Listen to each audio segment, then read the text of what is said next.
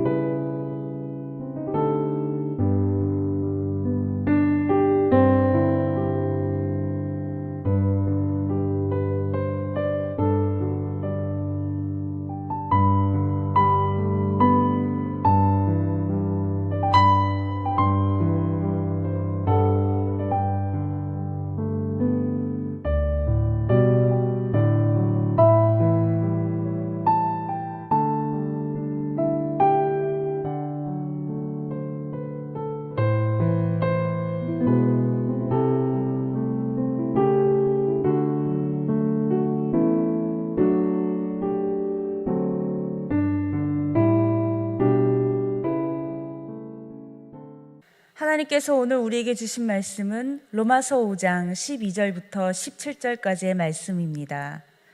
그러므로 한 사람으로 말미암아 죄가 세상에 들어오고 죄로 말미암아 사망이 들어왔나니 이와 같이 모든 사람이 죄를 지었으므로 사망이 모든 사람에게 이르렀느니라.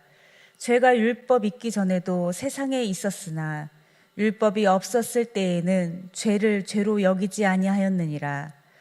그러나 아담으로부터 모세까지 아담의 범죄와 같은 죄를 짓지 아니한 자들까지도 사망이 왕 노릇하였나니 아담은 오실 자의 모형이라. 그러나 이 은사는 그 범죄와 같지 아니하니 곧 한 사람의 범죄를 인하여 많은 사람이 죽었은즉 더욱 하나님의 은혜와 또한 한 사람 예수 그리스도의 은혜로 말미암은 선물은 많은 사람에게 넘쳤느니라. 또 이 선물은 범죄한 한 사람으로 말미암은 것과 같지 아니하니 심판은 한 사람으로 말미암아 정죄에 이르렀으나 은사는 많은 범죄로 말미암아 의롭다 하심의 이름이니라.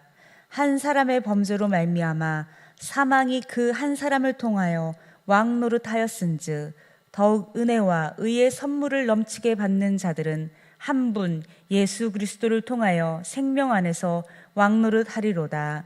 아멘.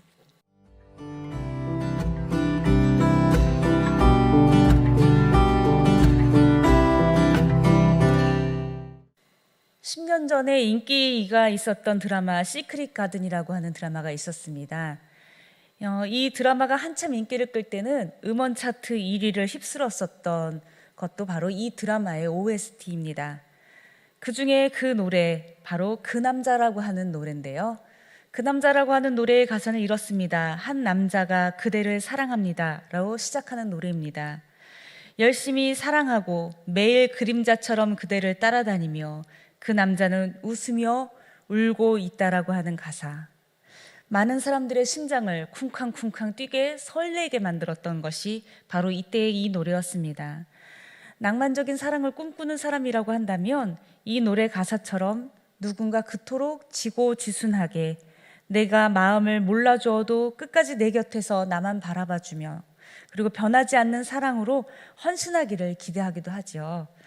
현실은 그렇지 않지만 이 노래를 들을 때면 저는 왠지 그렇게 무심하고 바보처럼 사랑받는지도 모르는 나와 죽기까지 사랑하셨던 주님이 생각이 납니다. 바울은 한 사람이라는 단어를 통해서 죄의 시작과 그리고 영원한 생명의 선물로 주신 주님의 사랑을 설명하고자 하였습니다. 처음 등장한 한 사람은 우리가 이미 짐작한 바와 같이 바로 우리를 죄에 대한 책임이 있는 자로서 영원한 죄의 형벌 아래 우리를 끌고 들어갔던 한 사람, 바로 아담을 말하는 것입니다. 우리는 아담 이후로 죄의 능력과 권세 아래 묶여있는 노예가 되었습니다. 남의 것을 강탈하고 폭력을 휘두르고 그리고 사기를 치는 심각한 범죄 외에도 이 죄의 능력과 권세는 우리의 삶을 끝없이 어딘가에 매이고 눈치 보게 만들고 온전한 자기로 살아갈 수 없게 만들었습니다. 그렇게 우리를 비참하고 남루한 인생으로 만들었던 것이죠. 간혹 어떤 분이 찾아와서 자신이 시험에 들었다는 이야기를 저에게 해줄 때가 있습니다. 회사에서 부장님과 복도에서 마주쳤는데 이 부장님이 자기가 인사를 해도 받아주지 않고 그냥 지나가더라는 것이죠.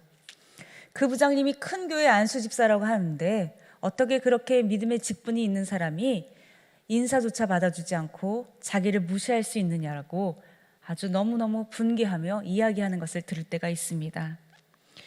저는 그러면 묻습니다. 혹시 그 사람이 인사하는 걸 못 본 건 아닌지, 또는 그 사람이 너무 바쁘거나 아니면 다른 일이 너무 많아서 그 일에 빠져 있느라, 생각에 깊이 골똘히 몰두하고 있느라 인사하는지 미처 인식하지 못한 것은 아니었는지 그렇게 생각해 볼 수 있는 거 아니냐고 되묻습니다. 그러면 그분은 이야기합니다. 절대로 그렇지 않다고. 자기를 이미 이전에도 무시해 왔다라고 말을 합니다. 저는 그런 말을 들을 때면 가슴이 면도날로 베이듯이 아파옵니다. 사랑하는 우리 교우들이 그 누군가에게 무시당하는 사람으로 자기를 바라볼 수밖에 없는 이 현실이 너무나도 아파서입니다. 때로 그 교우들의 아픈 모습 속에서 저는 저를 보기도 합니다. 저 사람이 나를 좋아하는지 나를 싫어하는지 눈치를 보고 있는 나를 발견하기도 하고요. 또 그뿐입니까?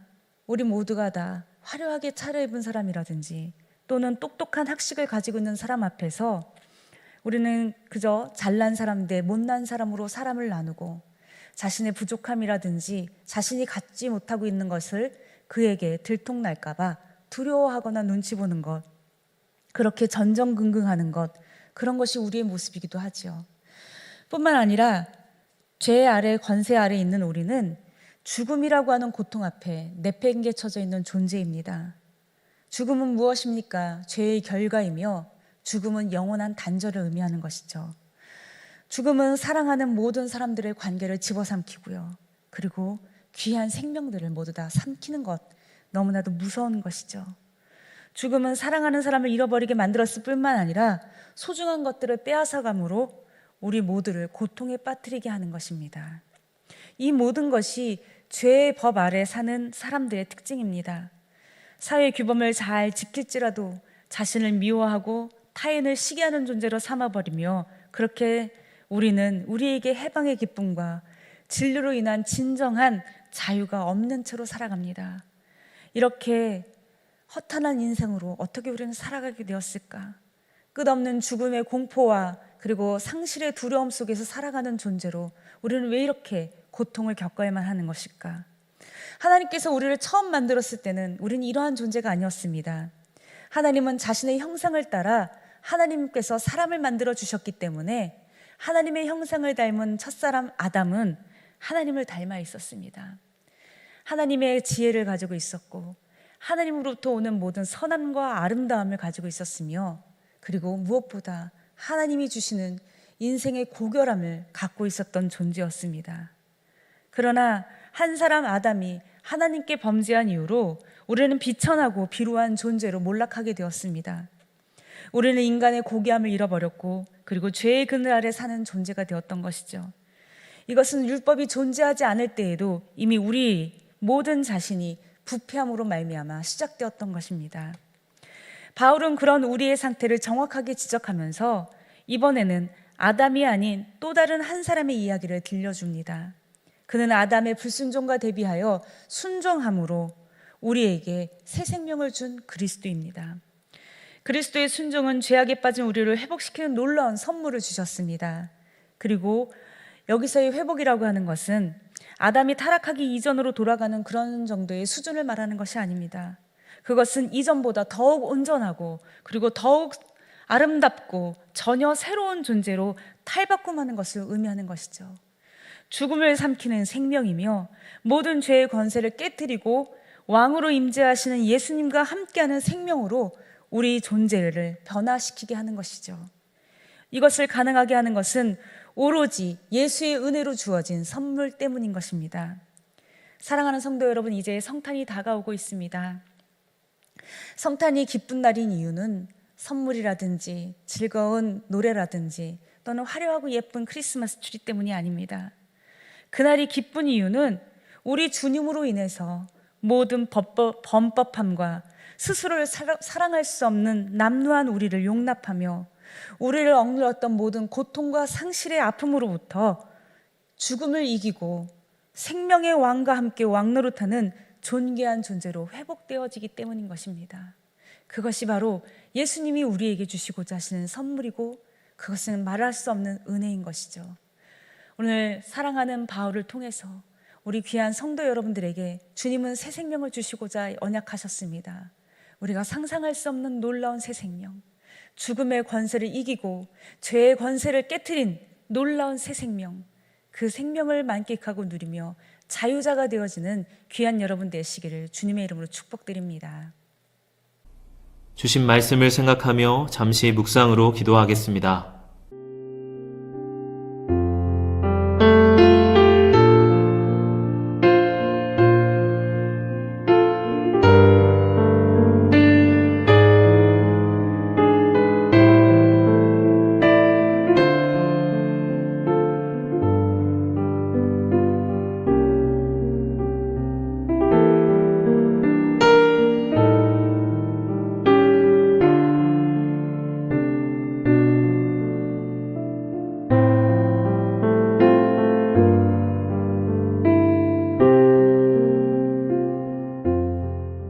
다 함께 주기도문으로 예배를 마치겠습니다.